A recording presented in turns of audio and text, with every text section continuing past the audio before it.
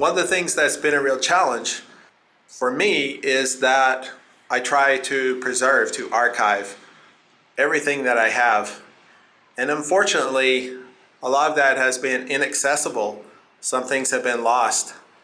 But I'm super excited because recently, with the newfound stability in my life, an intention that I'm cultivating, I've been able to find a lot of the things that have either been in storage and some things I thought were lost.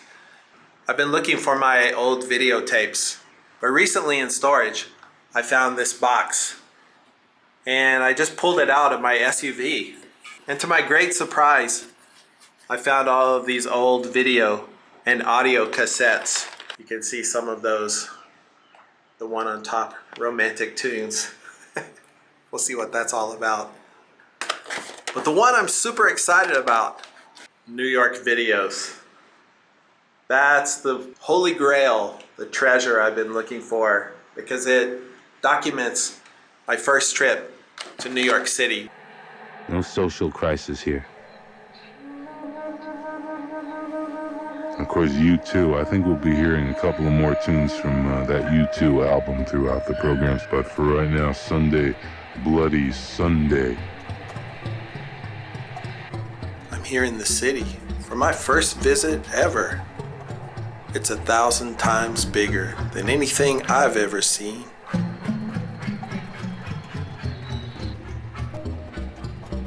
I'm just a kid from a small town who's always dreamt of something bigger. It's what those songs are all about. It's sort of gray and it's supposed to be partly. Here in Washington Square Park, I see things both familiar and new. Kids playing and people from all over the world living together. This melange of cultural overlays forced my innocent being to confront its own naivete, to accept, and not just that, but to revel in the spiritual and worldly outlook of Jamaican Rastafari, skater kids, and first-generation punks, European immigrants, and those from the world over.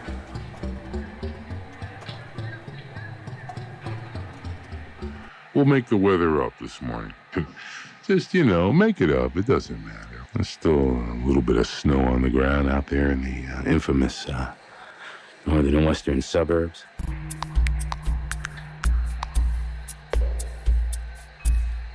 I walk the streets, the vernacular glance feeding my desire for new experiences. George Washington there, overlooking the scene, somehow symbolizing it all.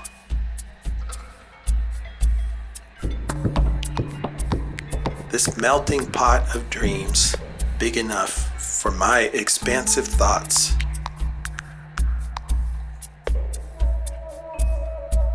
For the first time, my young mind fed on the visual nourishment of the streets, a diet of graffiti, street posters, smells, tastes, and sights, all new to my hungry senses. There's still a little bit of snow on the ground out there.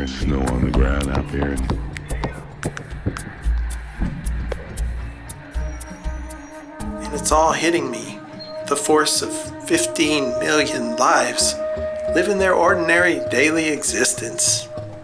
The immensity of it all, right there in my face. This trash heap hangover from the party of the night before.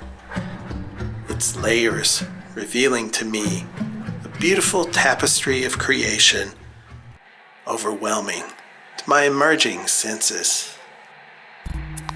It's a song that came to mind last night, insanity going on in the world, and specifically the reference to Rome there. No stranger to politics.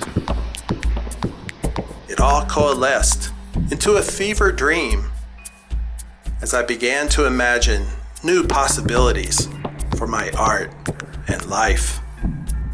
And that's the joy of new environments and expansion. It supercharges you to imagine new possibilities for life. And once that happens, you'll never be the same. Your once innocent soul has tasted the thrill of new experience, and it comes out in your expression. And there's nothing left for you to do but integrate what you have seen and continue to grow. I'm a graceful, slow dancer. I'm just a dream to you, not real at all. Which is real nice poetry. And I guess, sometimes that magic might work.